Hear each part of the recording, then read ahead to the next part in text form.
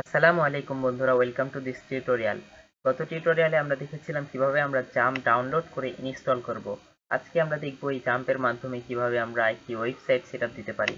তো সর্বপ্রথম আমাদেরকে যেটা করতে হবে, আমরা জাম্পের কন্ট্রোল প্যানেল থেকে এখানে জাম্পে অ্যাপাসি এবং মাইস্কোয়েল এই দুইটাকে আমাকে সর্বপ্রথম স্টার্ট করতে হবে। এই যে এখানে অ্যাপাসি এবং মাইস্কোয়েল, এটা স্টার্ট করলে এটার ব্যাকগ্রাউন্ড কালার হয়ে যাবে গ্রিন এবং ডান সাইডে লেখা উঠবে স্টপ। তো এটা আমাদেরকে সর্বপ্রথম করে নিতে হবে। তারপরে আমরা যেটা করব, আমরা আমাদের ব্রাউজারে চলে যাব, যে ব্রাউজারে কাজ করতে আমরা পছন্দ করি। দেন ব্রাউজারে সার্চ বারে গিয়ে লিখবো আমরা wordpress.org। দেন কিবোর্ড থেকে আমরা এন্টার চাপ দেবো, তাহলে ওয়ার্ডপ্রেসের ওয়েবসাইটটাতে আমাদেরকে নিয়ে আসবে। তারপরে দেখুন এখানে গেট ওয়ার্ডপ্রেস, এই যে এখানে একটা গেট ওয়ার্ডপ্রেস লেখা আছে, এখানে একটা গেট ওয়ার্ডপ্রেস লেখা আছে। অনেকে ভাবে কোনটাতে আমরা ক্লিক করব। এটাতে কোনো ভাবনার কোনো টেনশন নাই, এখানে আপনারা যে কোনো এক জায়গায় ক্লিক করে দিলেই হয়ে যাবে। তো আমি যে কোনো এক জায়গায় ক্লিক করে দিলাম, তাহলে দেখুন আমাদের এখানে চলে আসলাম আমরা।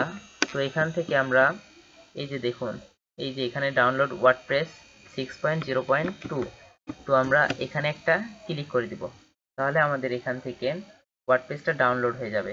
তো আমার যেহেতু এটা ডাউনলোড করা আছে, তাই আমি আর এটা এখন ডাউনলোড করছি না, আমি এখান থেকে ক্যান্সেল করে দিচ্ছি। আপনারা অবশ্যই এটা ডাউনলোড করে নেবেন। তারপর আমি যেটা করব, এটা মিনিমাইজ করে দিলাম। তো এখন আমি আমার ডেস্কটপে চলে আসলাম। তো এই যে আমি এটা ডাউনলোড করে ডেস্কটপে এনে রেখেছি আপনাদের সুবিধার্থে। এটা জিপ ফাইল থাকবে, তো আপনারা এটাকে এক্সট্রাক্ট করে নেবেন। তো মাউসের রাইট বাটনে ক্লিক করবেন, দেন এখান থেকে এক্সট্রাক্ট ফাইল এটার উপরে একটা ক্লিক করে দিবেন। তো আমি এটা আগে থেকে আপনাদের ভিডিওটা একটু ছোট করার কারণে এটা আগে থেকে আমি এটা এক্সট্রাক্ট করে রেখেছিলাম। দেন এইরকম অপশন আসলে আপনারা এখান থেকে ওকে করে দিবেন। এখন আমার এটা এক্সট্রাক্ট করা আছে, তাই এটা আর এক্সট্রাক্ট করতে দিচ্ছে না তারা। তো আপনারা অবশ্যই এটা এক্সট্রাক্ট করে নেবেন। এই যে এক্সট্রাক্টকৃত ফাইলটা, এই যে এটা, এখানে দেখুন ওয়ার্ডপ্রেস আছে, ওয়ার্ডপ্রেস যে ওয়ার্ডপ্রেসটা আছে এটাকে আপনারা কপি করবেন। এখান থেকে আপনারা কপি অথবা কাট করতে পারেন। তো আমি কপি করছি, দেন এই ফোল্ডারটি মিনিমাইজ করছি। দেন আমি চলে যাব দিস পিসিতে, যেখানে আমার জাম্পটা ইনস্টল করা আছে। অনেকের সি ড্রাইভে থাকতে পারে, যে যেই ড্রাইভে জাম্পটা ইনস্টল করেছিলেন। তো আমি ই ড্রাইভে করেছিলাম, তো আমি ই ড্রাইভে চলে যাচ্ছি। এখান থেকে এই যে দেখুন জাম্পের মধ্যে চলে আসলাম। এখানে আমাকে খুঁজতে হবে এইচটি ডক্স কোথায় আছে। তো আমার এখানে দেখুন এই যে এইচটি ডক্স এই ফোল্ডারের মধ্যে আমাকে এখন যেতে হবে। তো আমি এই ফোল্ডারের মধ্যে ডাবল ক্লিক করছি। এখানে আমাকে এখন কি করতে হবে, ওয়ার্ডপ্রেসটা পেস্ট করে দিতে হবে। তো আমি এখানে ওয়ার্ডপ্রেসটা পেস্ট করে দিলাম। এটা হতে কিছুটা সময় লাগবে, আপনারা এখানে জাস্ট কিছুটা সময় ওয়েট করবেন, তাহলে আপনাদের এটা পেস্ট হয়ে যাবে। তো আপনারা জাস্ট এখানে কিছুটা সময় ওয়েট করলে আপনাদের এখানে এটা পেস্ট হয়ে যাবে।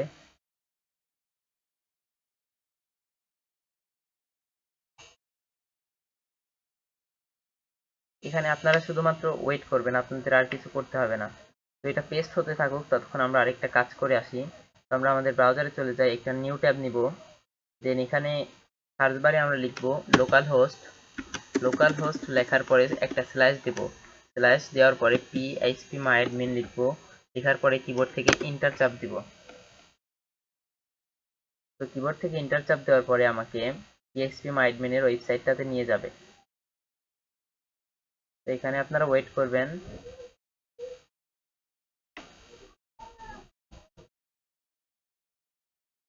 তো দেখুন বন্ধুরা, আমাকে কিন্তু পিএইচপি মাইডমিনের ওয়েবসাইটটাতে নিয়ে চলে আসলো।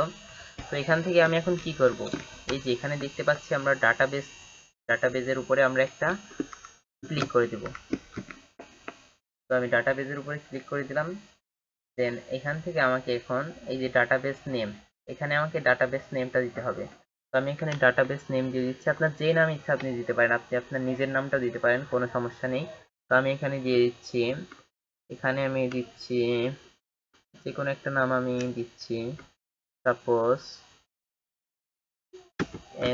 ন্যাভ। এই ন্যাভ নামটা আমি এখানে দিয়ে দিলাম। দেন এখান থেকে যে রাইট সাইডে দেখুন ক্রিয়েট অপশন আছে, এটাতে আপনারা ক্রিয়েট করে দিবেন। একটা ক্লিক করার পরে দেখবেন আপনারা এটা কিন্তু এই যে লেফট সাইডে কিন্তু এটা চলে আসছে, তার মানে আমাদের এটা ক্রিয়েট হয়ে গেছে।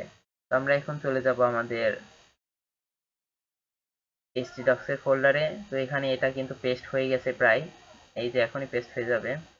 তো এটা পেস্ট হয়ে গেছে। এখন আমরা এটাকে রিনেম করব। যে নামে আমরা ওখানে ডাটাবেস নেমটা দিয়েছি সে নামে এখানে আমরা এই ফোল্ডারটার নাম দিব। তো আমরা দিয়েছিলাম nav, nav দেওয়ার পরে এটা আমরা মিনিমাইজ করে রাখবো। তো আমরা ব্রাউজারে চলে যাব। এখন আমরা একটা নিউ ট্যাব নিব, দেন সার্চ বারে এসে লিখবো লোকাল হোস্ট দেওয়ার পরে একটা স্ল্যাশ দেবো, দেন লিখবো nav।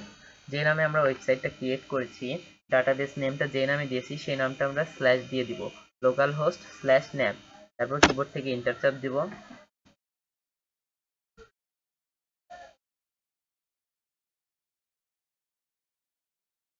কিবোর্ড থেকে যখন আমি এন্টার চাপ দিব তখন আমাকে এটা সেট আপ করতে বলবে। তো এখানে একটু লোড হচ্ছে, আপনারা জাস্ট ওয়েট করবেন।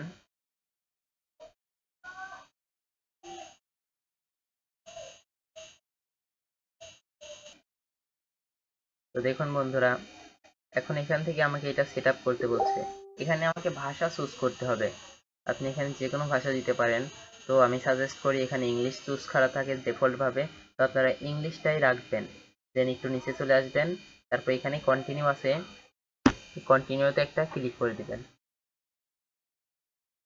তারপরে এখান থেকে আপনাদের database name, database user name এগুলো আপনাদেরকে কিছুই ক্রিয়েট করতে হবে না।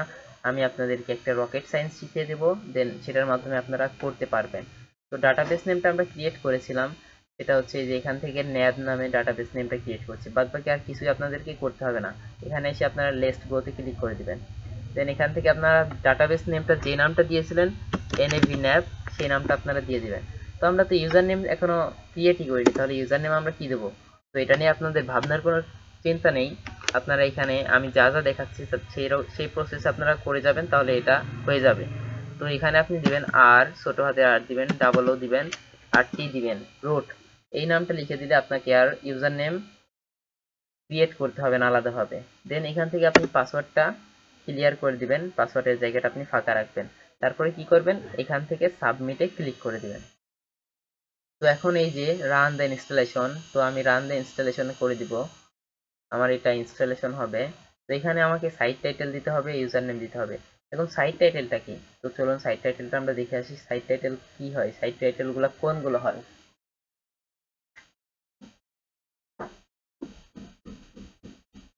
সাইট তো সাইট টাইটেলটা কি হয়, সাইট টাইটেলটার জন্য আমরা চলে যাব দারাজে, DARZ। দারাজ লেখার পরে আমরা কিবোর্ড থেকে এন্টার চাপ দিব।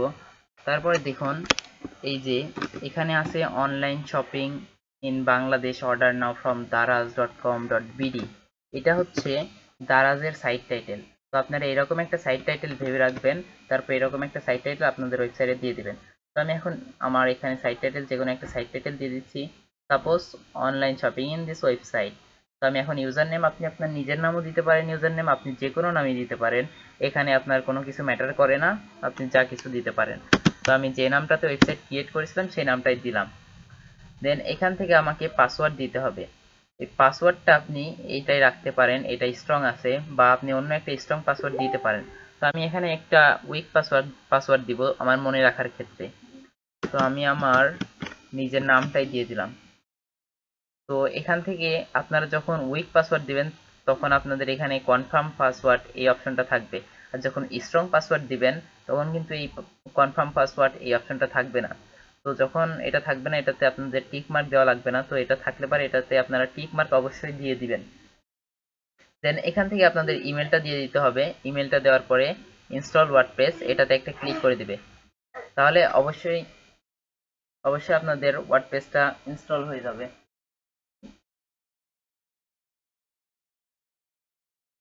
তো এখানে আপনারা কিছুটা টাইম ওয়েট করবেন, তাহলে আপনাদের এটা ইনস্টল হয়ে যাবে। তো দেখুন ইনস্টল ওয়ার্ডপ্রেস দেওয়ার পরে এরকম একটা ইন্টারফেস আসবে। তো আপনি এখান থেকে সেভ করে দিবেন অ্যান্ড লগ ইনে ক্লিক করে দিবেন। তো লগ ইনে ক্লিক করে দেওয়ার পরে আপনাকে আপনার ওয়েবসাইটে নিয়ে আসবে, ওয়েবসাইটের ড্যাশবোর্ডে। তো এখানে আপনার ইউজার নেম এবং পাসওয়ার্ড দিয়ে আপনি লগ ইনে ক্লিক করে দিবেন, তাহলে আপনাকে আপনার ওয়েবসাইটের ড্যাশবোর্ডে নিয়ে যাবে। তো দেখুন যে নামটা আপনারা দিয়েছিলেন সেটাই আছে, যে পাসওয়ার্ডটা দিয়েছিলেন সেটাই আছে, জাস্ট এখান থেকে লগ ইনে ক্লিক করে দিন, তাই আপনাদের ওয়েবসাইটের ড্যাশবোর্ডে আপনাদেরকে নিয়ে যাবে। তো এখানে ওয়েট করবেন, তাহলেই হয়ে যাবে। তো দেখুন বন্ধুরা, আমরা কিন্তু সাকসেস হয়ে গেছি আমাদের ওয়েবসাইটটাতে ক্রিয়েট করার জন্য। আমাদের এটা কিন্তু ওয়েবসাইটের ড্যাশবোর্ড। এর পরের দিন আমরা দেখবো ওয়েবসাইটটা কিভাবে আমরা এডিট করব এবং প্লাগইন, অ্যাপিয়ারেন্স, থিম এগুলো নিয়ে আমরা